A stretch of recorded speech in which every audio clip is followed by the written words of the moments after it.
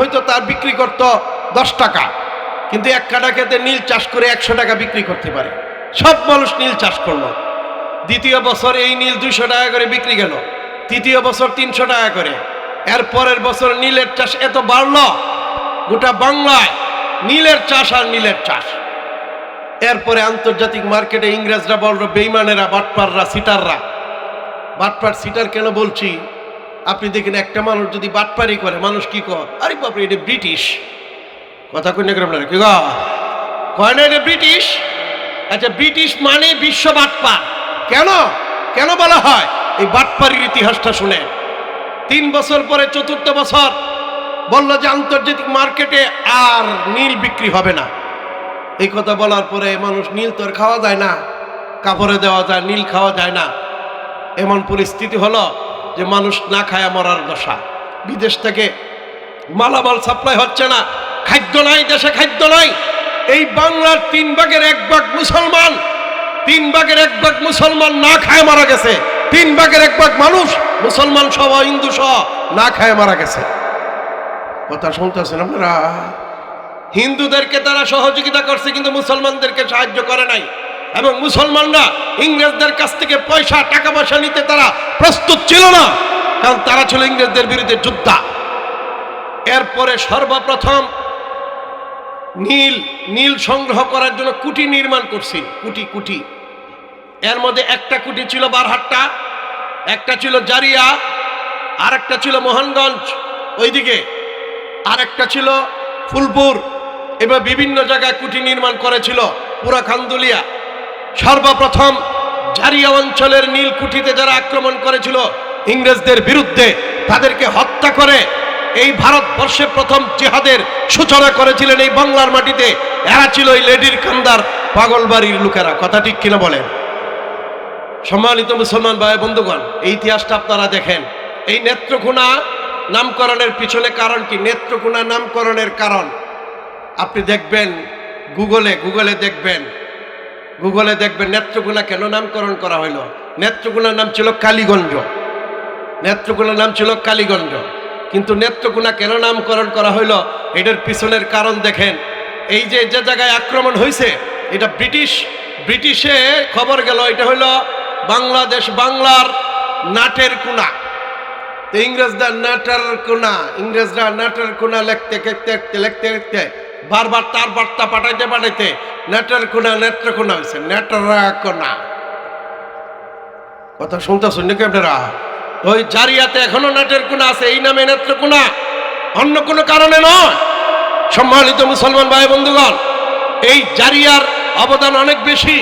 এই জন্য মাওলানা রফিকুল ইসলাম মাদানী, তাকে যে আল্লাহ তাআলা যোগ্যতা দিয়েছেন, তার যে বিপ্লব, তার যে হুঙ্কার, শুধু তাই নয়, গোটা বাংলাদেশের মানুষ তার জন্য যেমন পাগল, এটার পিছনে অন্যতম কারণ এই মাটির আসর। কথা ঠিক কিনা বলেন ভাই আমার? ঠিক আছে, হয়তো এই মাটিতে ভালো আছে, মন্দ আছে। মক্কায় যেমন আবু জেহেল আছে, মক্কায় যেমন গাধাও আছে, হ্যাঁ, আমাদের এই গ্রামেও থাকতে পারে আবু জেহেলরা। কথা ঠিক কিনা কি গণ? এই গ্রামে ভালো থাকতে পারে, মন্দও থাকতে পারে। তাই বলে এই গ্রামে গাধা আছে এই কথা আমি বলতেছি না যে হুজুর আমরা গাধা বানায় গেল, নাউজুবিল্লাহ মিন যালিক। এই গ্রামে সবাই বিপ্লবী, আল্লাহু আকবার কন্যা। কিন্তু এই গ্রামে, প্রত্যেকটা গ্রামে কমপক্ষে 3টে শয়তান থাকে, এটা কোরআনের ভাষায়। এই জন্য এই গ্রামে যে থাকবে না, এটাও আমি মানি না। প্রত্যেকটা গ্রামে ওয়াকাযালিকা জাআলনা ফী কুল্লি ক্বরিয়াতিন আকাবিরা মুজরিমিহা লিয়ামকুরু ফিহা। আল্লাহ বলেন, পৃথিবীতে এমন কোন গ্রাম নাই যেখানে বড় বড় পাপীরা, অপরাধীরা না থাকে। লিয়ামকুরু ফিহা, ওই গ্রামে ইসলামের কাজের জন্য বাধার সৃষ্টি করে। এই জন্য লেডির কান্দাও তো পৃথিবীর গ্রামগুলোর একটা গ্রাম। আমি যেখানে থাকি নেত্রকোনা, এটাও একটা গ্রাম। আমার গ্রামের গাড়ি মদন থানা হাসনপুর, ওইটাও একটা গ্রাম। এমন কোনো গ্রাম নাই কিছু সিটার বাটপার থাকবে না, যে এমন হতে পারে না। কথা ঠিক কিনা বলেন ভাই আমার? আপনি আপনার যারা যে এলাকা থেকে আসছেন, আপনার গ্রাম নিয়ে চিন্তা করেন। প্রত্যেকটা গ্রামে এরকম কিছু সিটার বাটপার থাকে, কোনো কাজ নাই, কাম নাই, খালি মাঝের মানুষের মাঝে খালি ভিন মাইরে কাজে লাগাইয়া এখান থেকে মাছ ভরি করে ইনকাম করে খায়। কথা ঠিক কিনা বলেন? এরা যখন সুযোগ পায় কোনো রাজনৈতিক দলের শেল্টারে যায়, হয়তো রাজনীতি করে। এদের পেশা রাজনীতি আর মাতবুরি আর সিটারি আর বাটপারি। এদের কোনো ব্যবসাও নাই, জমি জমাও নাই। এরা দেখা যায় এইটা করেই খায়। কথা ঠিক কিনা কি গণ? প্রতিটা গ্রামে কিছু খারাপ মানুষ থাকবে, কিন্তু এই লেডির কান্দা ব্যতিক্রম। এই গ্রামে হয়তো বা এরকম খারাপ মানুষ নাই, কারণ এটা বরকতের গ্রাম। আল্লাহু আকবার কন্যা কি গণ? কইতাছি যে নাহলে তো বাইরে যাওয়ার লোক যদি আটকায় দে কি কর, নাহলে আল্লাহ তো কিছু প্রতি গ্রামে থাকবে, মোতালা করে নেবেন, গবেষণা করে নেবেন। সম্মানিত মুসলমান ভাই বন্ধুগণ, প্রত্যেক সারা পৃথিবীর মাঝে কিছু জায়গা আছে বরকতের, কিছু জায়গা আছে কি জায়গা আছে আযাবের। বরকতের জায়গা ফিলিস্তিন, সিরিয়া, আবার একটা হাওলাহু, আল্লাহ বলেন এর চতুর্পার্শ্বে আমি বরকত দিয়ে দিয়েছি। আল্লাহু আকবার কন্যা। কেমন বরকতের জায়গা? 46,000 মানুষ মারা গেছে, 1,35,000 বাড়িঘর ধ্বংস হয়েছে। কিন্তু একটা কথাই বলেছিল, ফিলিস্তিনের মুজাহিদদেরকে, মুসলমানকে গ্রেফতার করে নিয়ে গেছে ইসরায়েল, ইহুদিরা নিয়ে গেছে। তখন মুজাহিদরা বলছে আমরা মুসলমানরা ছাইড়া দেও। এরা কইছে না, ছাড়তাম না। ওখানে কোনা ছাড়তাম না, তোরা ছাড়তাম না, মাইরালাম, আরো দৌড়ে আনাম, তাহলে তোরারও দৌড়ে লই আয়াম। আল্লাহু আকবার কন্যা। এর মধ্যে তুফান আল আকসা, আকসা মসজিদকে উদ্ধারের জন্য তুফান চালাইছে, নামে দিছে তুফান আল আকসা। কয়েক সরে দৌড়ে নিয়ে আইছে। এখন কয় যে সাইরে দে ডিরে, আমরা ডিরে, তোরা ডিরে, আমরা ডিরে সার, পরে তোরা ডিরে সারাম। আল্লাহু আকবার কন্যা। কতলে গুড়া করে এলাম, ভাই কলা গাছের ডাকবা কথা কন্যা গ্রামরা কি গো মায়ের শুরু হয়েছে। দেখেন 15 মাস মায়ের হইল, 46,000 মুসলমান মারা গেল, 1,35,000 বাড়িঘর বিধ্বস্ত হলো। গোটা ফিলিস্তিনের বুকে কোনো ঘর বাড়ি নাই। 2 লক্ষাধিক মানুষ আহত হইল, 20 লক্ষ দেশ চলল। কিন্তু এরপরেও তারা কোনো একটা মানুষ বলে না যে যুদ্ধ থামাও, যুদ্ধ থামাও। কথা ঠিক কিনা বলেন? আর আমরা হুজুর, আমরা পাবলিক বাদ দিন। শাপলা চত্বরে 2টা লাঠির বাড়ি খাইয়ে ফাঁসার মাঝে দৌড় বাপ ডাকে। কথা কন্যা করে আমরা রাখি গো। আমরা হুজুর রাই শাপলা চত্বরে আওয়ামী লীগের 2টা লাঠির বাড়ি খাইয়ে ভাগ্যে আইছি না? কথা কন্যা করে আমরা রাখি গো, ভাগ্যে আইছি। কয় যে যার জায়নামাজার মিসওয়াক লয়ে আমরা যাইতাম, ঘোষণা দেওয়া হয়েছে। যুদ্ধ কি মিসওয়াক আর জায়নামাজ লয়ে রসুল গেছেন না অস্ত্র নিয়া? কথা কইলে কেন আপনারা অস্ত্র নিয়ে যান নাই? হ্যাঁ, যে আমরা রক্ত দিব না, রক্ত দিব না। আল্লাহ নবী বলেন, আল্লাহ বলেন হায়াতুলুন, রক্ত নিব, ওয়ায়ুক্তালুন, রক্ত দিব। আল্লাহু আকবার কন্যা। ইসলাম রক্ত দেওয়াকে আত্মহত্যা যেমন পছন্দ করে না, কারো অন্যায় রক্ত নেওয়া পছন্দ করে না। আল্লাহ চায় সত্যের জন্য, ইসলামের জন্য আমরা রক্ত দেব, রক্ত নেব। আল্লাহু আকবার কন্যা। এই ফিলিস্তিনের মুসলমান মারা গেছে, আপনারা ইতিহাসে দেখছেন, পত্রপত্রিকায় দেখেছেন। একজন মহিলা ডাক্তার, লাশ আসতেছে, লাশ আসার পরে হঠাৎ করে দেখে তার স্বামীর লাশ। শুনতেছেন নাকি? স্বামীর লাশ। মুখটা খুললে তার স্বামীরে দেখা শহীদ হয়ে গেছে। দৌড়ে ঘর থেকে বেরিয়ে মেয়ের এটা খেলছে, আইনা বিজয় চিহ্ন দেখায় বলতেছে, মা আজকে আমি সফল, তুমিও সফল, তোমার আব্বা শহীদ হয়ে গেছে। আল্লাহ, এ হলো মুসলমান। আফগানিস্তানের প্রত্যেকটা পরিবার এমন ছিল, যখন একটা ছেলে শহীদ হয়েছে, পরিবার থেকে আরেকটা ছেলেকে যুদ্ধে পাঠায়া এরপরে তাকে দাফন করছে। সিরাজউদ্দিন হাক্কানি আফগানিস্তানের স্বরাষ্ট্রমন্ত্রী বর্তমান, সিরাজউদ্দিন হাক্কানি, ওনার চাচা শহীদ হয়েছে। শুনতেছেন নাকি আপনারা কি গো? ওনার চাচা শহীদ হয়েছে কয়দিন আগে। ওনারা জিজ্ঞাসা করছে যে শহীদ হয়েছে আপনার কোনো কষ্ট না? খলিলুর রহমান হাক্কানি বলতেছে যে আমাদের পরিবারে এরকম শহীদ হওয়াটা স্বাভাবিক। শহীদ হওয়া সবাই, 37 জন শহীদ তাদের পরিবারে। মুসলমান, ইসলামের জন্য আমরা যে সিস্টেমে চলতেছি, আজকাল খালি ওয়াজ মাহফিল গুলাতে খালি অলি আর অলির কাহিনী। আল্লাহর অলি বলেছেন, আল্লাহর অলি এই করছেন, আল্লাহর অলি এই করছেন। এই ভাইরা, জেহাদ ছাড়া তো আল্লাহর অলি হইতে পারে না। আপনি যে জেহাদ করেন সে আল্লাহর অলি নয়, যে মুজাহিদ না সে আল্লাহর অলি হতে পারে না। প্রশ্ন করবেন এটা কেমন কথা? তাহলে 2টা দলিল শুনবেন তো। বড় বড় উলামায়ে কেরাম আসতে ওয়াজ শুনেন। আল্লাহ তাআলা কোরআনে পাকে বলতেছেন, ওয়ালাম ইয়ারতাবু ওয়া জাহাদু বিআমওয়ালিহিম ওয়া আনফুসিহিম ফি সাবিলিল্লাহ উলাইকা হুমুস সাদিকুন। বলতেছে সাদিকিন কারা? সত্যবাদী যারা, তারাই আল্লাহর ওলি। ইয়া আইয়ুহান নাসু তাকুল্লাহা ওয়া কুনু মা'আস সাদিকিন, তোমরা আল্লাহরে ভয় করো, সাদিকিনদের সাথে থাকো। যত পীরের আর পীর সাহেবদের কাছে যাবেন, সব জায়গায় সব পীরের এই আয়াতটা পড়বে, ওয়া কুনু মা'আস সাদিকিন, সাদিকিনদের সাথে থাকো। যে সাদিকিন কারা? সাদিকিন কারা? অন্য আয়াত আল্লাহ তাআলা কি বলতেছেন? ওয়ালাম ইয়ারতাবু আমানু ওয়া আমিলুস সালিহাত, ওয়ালাম ইয়ারতাবু, আল্লাহ তাআলা বলেন তারা সন্দেহ পোষণ করে নাই। ওয়া জাহাদু বিআমওয়ালিহিম ওয়া আনফুসিহিম ফি সাবিলিল্লাহ, এবং যারা জিহাদ করে উলাইকা হুমুস সাদিকুন, এরাই সাদিকিন। আয়াতের শেষে আছে ওয়াহিনাল বাসি উলাইকা হুমুস সিদ্দিকুন, যারা নামাজ পড়ে, রোজা রাখে, হজ করে, যাকাত দেয়, নেক কাজ করে, গরিব মিসকিনকে দান করে এবং যুদ্ধের ময়দানে টিকে থাকে, কাফেরের মোকাবেলায় অস্ত্র হাতে মুখ টান করে দাঁড়িয়ে থাকে, এরাই হইল সিদ্দিক। আল্লাহু আকবার বলেন না? যে সিদ্দিক আর সাদেক জিহাদ ছাড়া হয় না। আপনি ইতিহাস দেখেন, আমার নবী প্রথম যদি আপনি কি ওনাকে আল্লাহর ওলি, তো অবশ্যই ওলির দরজার চেয়ে অনেক বড় দরজা নবুয়তের দরজা। তিনি যুদ্ধ করেছেন 27টে। এরপরে হযরত আবু বকর রাদিয়াল্লাহু আনহু সবটি যুদ্ধে গিয়েছেন, হযরত উমর যুদ্ধ করেছেন, উসমান আলী রাদিয়াল্লাহু তাআলা আনহুমা যুদ্ধ করেছেন, হযরত উমর রাদিয়াল্লাহু তো যুদ্ধ করে শহীদ হয়েছেন। আল্লাহু আকবার বলেন না? আর উমর রাদিয়াল্লাহু কে? রাসূলের শ্বশুর। তিনি যুদ্ধ তো করছেনই, শহীদ হয়ে গেছেন মসজিদে নববীতে।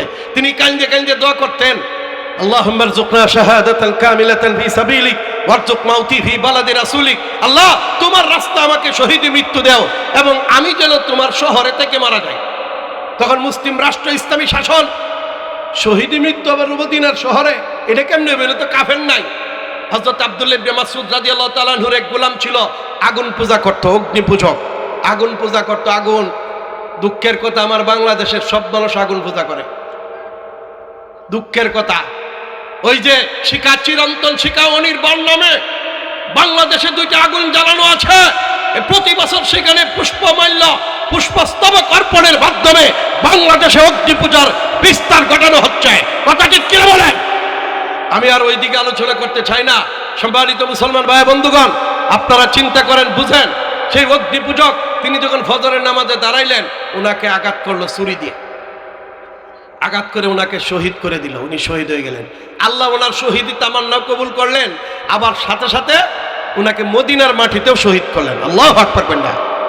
বলতেছিলাম যে শহীদি তামান্না, রসুল, হযরত উমর ছিলেন রসুলের মেয়ে, রসুলের শ্বশুর, আবার নাতিন জামাই। কথা শুনতেছেন?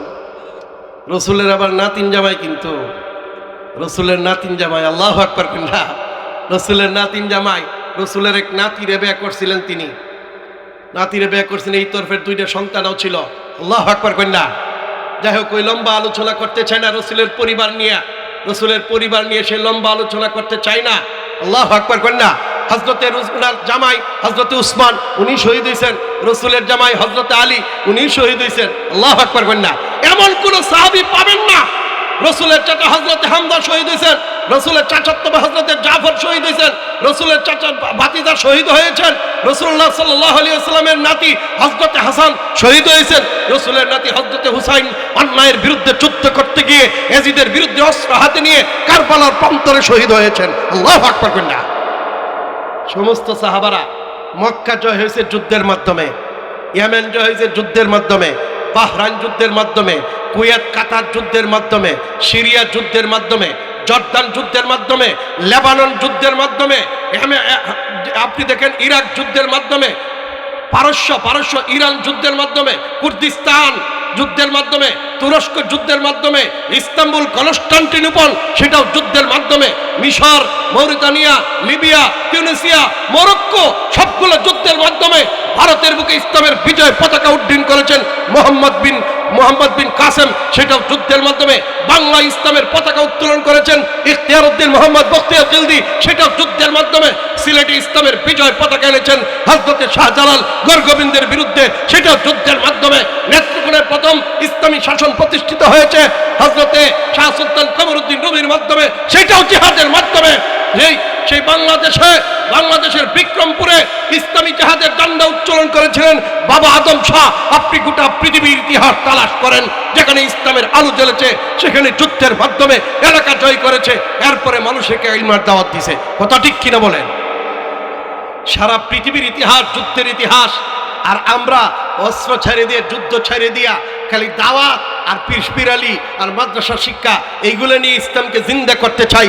অসম্ভব হবে না, হবে না, হবে না, হবে না।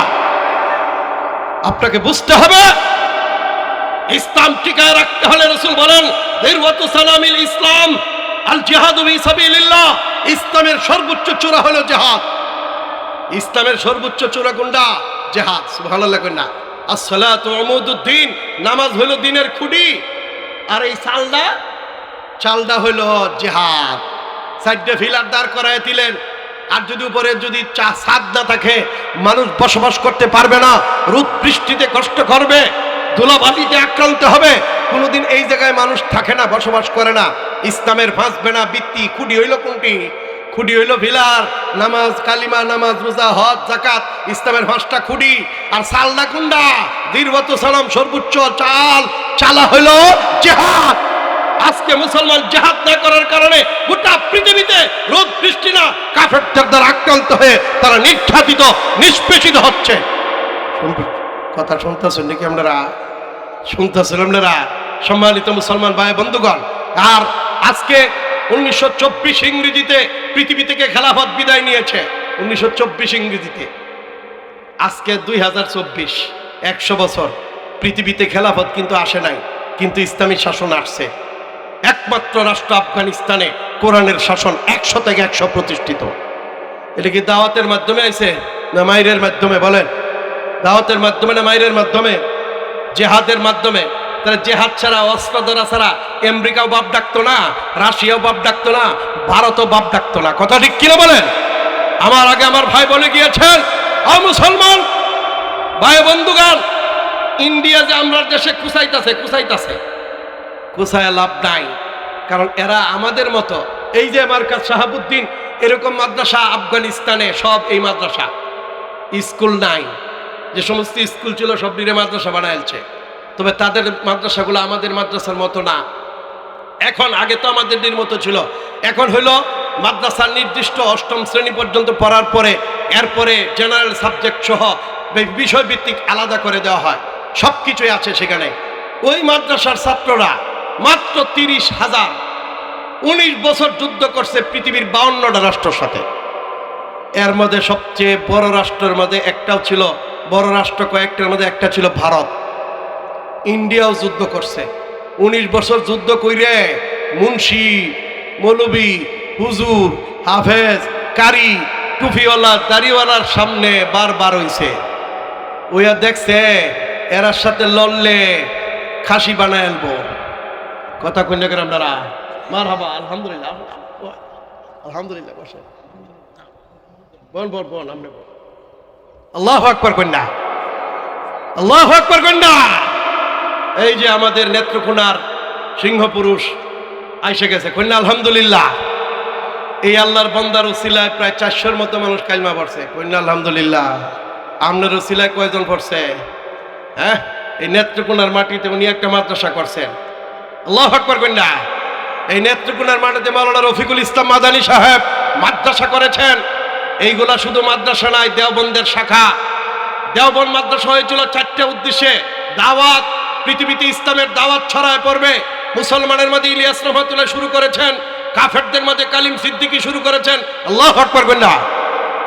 ইলিয়াস রহমাতুল্লাহ একজন দাওয়াতের কাজ শুরু করেন। উদ্দেশ্য ছিল মুসলমানরা কাফের বানায় ফেলতেছে।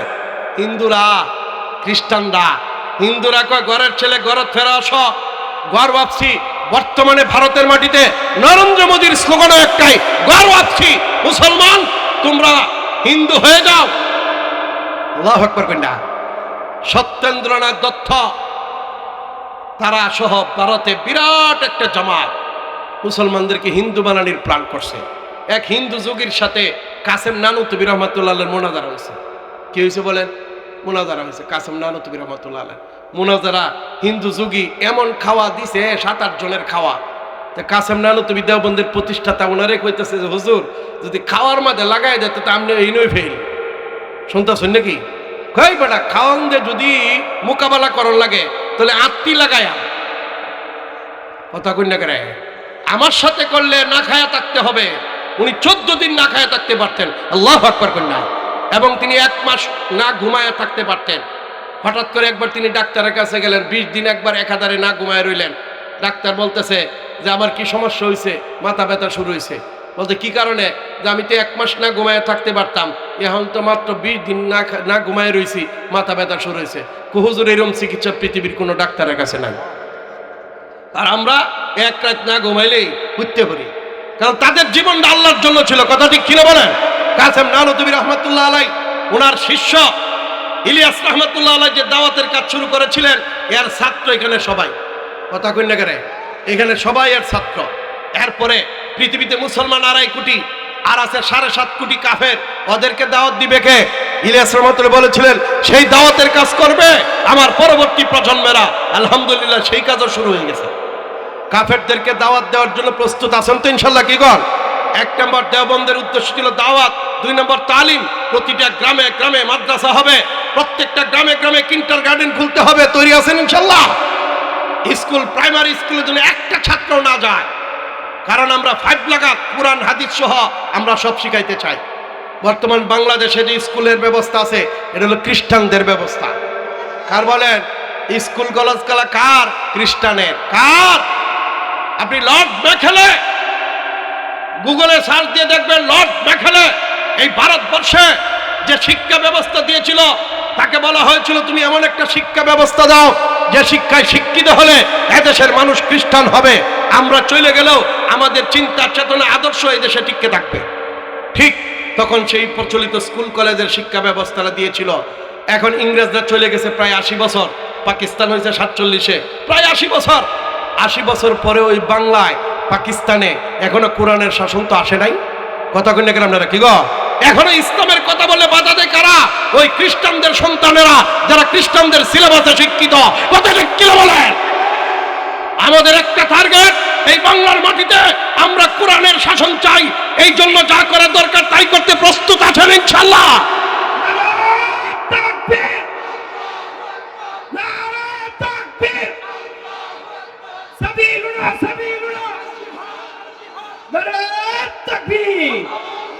দেওবন্দ মাদ্রাসার উদ্দেশ্য ছিল তালিম। এই তালিম বাস্তবায়নের জন্য আজকে মাওলানা রফিকুল ইসলাম মাদানী সাহেব ইচ্ছা করলে বাইরে কোথাও মাদ্রাসা করতে পারত, গ্রামে করছে কেন? কারণ আছে না? করছে এই এলাকার মানুষকে শিক্ষিত করে গড়ে তোলা। আল্লাহু আকবার কন্যা। কল্পনা করছেন যে এই মাটিতে এত বড় সভা হইব? আরো হবে, প্রতি বছর বড় সভা হবে। আর যারা হিংসুক এরা হিংসায় জ্বলতে থাকবে। তোমাদের মুতু বিগাইজিকুম, তোমরা তোমাদের রাগ নিয়ে মরতে থাকো। হ্যাঁ, রফিকুল ইসলাম মাদানীর কিছু যায় আসে না। কথা ঠিক কিনা বলেন? হ্যাঁ, তার এই জনপ্রিয়তা দেখে কিছু মানুষ হিংসা করে যে ছোট মানুষ অত বড় হয়ে গেছে কেন বেটা? কার এই বেটারে কি বড় আমি বানাইছি না আল্লাহ বানাইছে? আল্লাহ যদি কেউ চুলো ধরে টানে, আমনে নিচে ঠেঙ্গো ধরে টানলে কিচ্ছুই ভাবতেন না। কথা ঠিক কিনা বলেন? হ্যাঁ, কথা শুনতেছেন নাকি? হ্যাঁ, আল্লাহু আকবার কন্যা। এই জন্য বুঝতে হবে, বুঝতে হবে এখানে সে ইচ্ছা করলে যে কোনো স্থানে যে কিছু করতে পারত, কিন্তু না, এই মাতৃভূমির প্রতি টান এবং এই জাগার যে বরকতের টানে এখানে প্রতিষ্ঠান করেছে। ওয়াসিক বিল্লাহ সাহেব ময়মনসিংহ ছিল, নেত্রকোনাতে মাদ্রাসা করছে। আমি গাজীপুরে 7 বছর পড়াইছি। সর্বশেষ শিক্ষকতা হয়েছে আমার লালমাটিয়া। ওইখান থেকে কিশোরগঞ্জে আসলাম। আমার উস্তাদরা বলল যে না না, তুমি নেত্রকোনায় যাও। আমি ওইখানে 4800 টাকা বেতন পাইতাম। নেত্রকোনা আমার 1800 টাকা বেতনে আমার শিক্ষকতা হয়েছে। উস্তাদ 1 বছর পড়ানোর করে বললাম, হুজুর আমার তো ফ্যাটটাই চলে না, আব্বার এনতে টাকা আনতে হয়। হুজুর বললেন যে আল্লাহ বরকত দিব। সুবহানাল্লাহ কইনা। এরপরে আইলাম বরকতের হুজুরের ওয়াজ শুনে, যেদিন আইসি এদিন একবেলা সবার দাওয়াত দিছে, জোর করে নিয়া 300 টাকা দিছে। এই যে শুরু হইলো, পুরা সিজনে কোনোদিন বাদ দেয় মানুষ আমার টাইম নিয়ে ওয়াজ করায়। এটা উস্তাদের দোয়ায়। কথা কইনা করে কি বল? এটা কিসের দোয়া বলেন? উস্তাদের দোয়ায়। এই জন্য আপনাদেরকে বলতে চাই, আমি নেত্রকোনাতে এসে মাদ্রাসা গ্রামে করছি, একটা মদন এই নেত্রকোনা, আর অসংখ্য আমার ছেলেরা প্রায় 2 শতাধিক মাদ্রাসা করছে। আলহামদুলিল্লাহ কন্যা। এই যে রফিকুল ইসলাম মাদানী, সে আমার ছেলে, সে আমার ছাত্র, তার মাদ্রাসাটা আমার মাদ্রাসা। কথা ঠিক কিনা কর?